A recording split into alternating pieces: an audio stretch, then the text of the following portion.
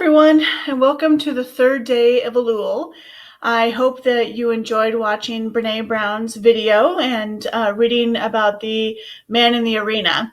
I did my homework last night and I wrote a little bit about where I felt that I had not been in the arena. And I'm going to share with you in just a second. And then we'll go and talk a little bit about how this is connected to the month of Elul. So we'll begin, of course, with our shofar blowing. Hopefully I got better with it last night.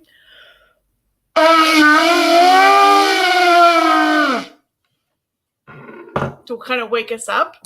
And I found this prayer. It's actually in this wonderful machzor that we're going to be using. And I borrowed it from the temple. I will bring it back. So, but it talks about on page, and I'll tell you the page in case you want to find it when it comes time for Rosh Hashanah. It's page 5.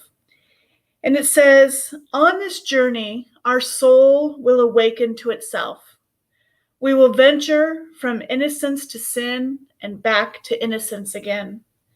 This is a journey from denial to awareness, from self-deception to judgment. We will learn our divine name.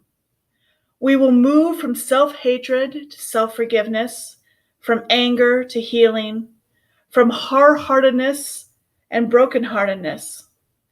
This is a journey the soul takes to transform itself and to evolve, the journey from boredom and staleness, from deadness to renewal. It is the journey from a little mind to a big mind, from confinement in the ego to a sense of ourselves as a part of something larger. It is the journey from isolation to a sense of our intimate connection to all being. And I thought it was interesting. I was reading that today, and I really resonated with it because of the idea of this connection. And it's funny because some of you mentioned that that's why you were interested in this, was that sense of connection. And in Brene Brown, she talks about how that sense of connection, that sense of belonging is inherent in all human beings. And I learned this not necessarily through Brene Brown, but really when I studied Maslow's hierarchy of needs. If you're unfamiliar with Maslow's hierarchy of needs, basically the bottom is it's a hierarchy of a triangle with the idea of our safety and security is first. We need to make sure we have food, we need to have shelter, we need to have a way to stay safe. Second of all, then we need to have the physical connections. And, before we can even get to self-esteem, before we can even get to being somebody who is successful or in our ideas of self-actualized, we have to go through the steps of connecting to somebody, to a sense of belonging. And when we don't have that sense of belonging, when we feel like we're cut off, when we feel like we're not being heard, when we feel like our group of people are disenfranchised from another group of people, that's when we start to feel that sense of lack of connection, lack of feeling. And what I believe what we tend to do when we feel that is then we get afraid. Our fear kicks in, and our fear says to ourselves, oh my gosh, there must be something wrong with me if I'm not connecting. There must be something wrong with what I'm doing. And of course, the other side of the brain says, no, it's not you, it's them. Right? So there's two ways that automatically we go. We either go to, it's not me, it's them, and they're the enemy, and I need to destroy them so I can feel better.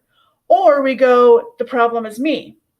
And if the problem is me, then I feel ashamed, I feel inadequate, and we tend to have to try to almost shroud ourselves with armor in order to go into the world. And I don't know about you, but if you try to have a conversation with somebody wearing some armor, it is very, very difficult because you're ready to fight all the time. And you can see it in our world. This is a no-brainer. Everyone, everywhere is in this contention with each other on a mental level, on a political level, on a spiritual level. And that's what we're trying to heal here. Because after you strip away all of that armor and you come forward and you say, you know what? Maybe it's not them. Maybe it's a little bit me. That's where we start to reach into our vulnerability. And I think that's what Brene Brown is really talking about. So to answer the question from last night, I have to confess, the deal is I've never feel like I've ever really entered the arena.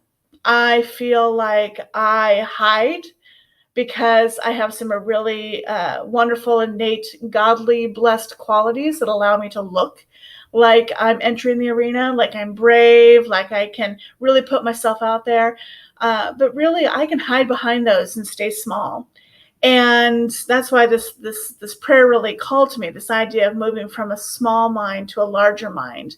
And I think of the mind not as my brain, but the mind as the connection of the universe to the source. Because really, for me, the stepping into the arena means being willing to do exactly what I'm starting to do here. Share my ideas with you, with the idea that maybe they won't resonate. Maybe you're going to say, oh my God, she is insane. Delete. I can spend my time with somebody else. It's really saying to myself, listen, I look at these other people over here, these people who do TED Talks and all those. I want to do that, but I can't because you know what? I'm not thin enough. I'm not pretty enough. I'm not smart enough. I am not, learned enough. No one's going to really want to listen to me. I don't have the right resume. I don't have the right background. It always starts there. And it snowballs until I go, you know what, you're right. I should just, pretty much go into my bedroom, get underneath the covers and stay there forever. And so what I've started to try to do, and my idea of myself moving into the arena is saying, you know what, I really want to be giving a TED Talk someday. I really want to be somebody that people are going to say, hey, let's call up that Amy Hilsman Paquette. I hear she's great at doing keynote, speeches, things like that. I want to develop myself to be the person that can do that. And so stepping into that arena. And that's my story for today. So I am moving for tomorrow. My thoughts that came up at the end of all this was that in order to move into the arena, I have to deal with my sense of inadequacy. And my senses of inadequacy are based in my spaces of shame. Where do I feel ashamed? And how do I reconcile that so that I can step into the arena so I don't gird myself with that armor to protect myself from being hit by the critics and being wounded? How do I know that I'm okay? So for tomorrow, my question is going to be, how does shame affect my ability to step into the arena? And that's the question I'm going to lay out to you today for tomorrow, so that you can think about it, write about it, record. How does your shame, you don't have to name your shame, you don't have to bring it out, you don't have to tell us what you're ashamed of, but how does the shame affect your ability to walk into the arena? So anyway, if you have any questions, or thoughts, please put them on the comments or send them to me. And with that, I hope you have a wonderful day of Elul 3.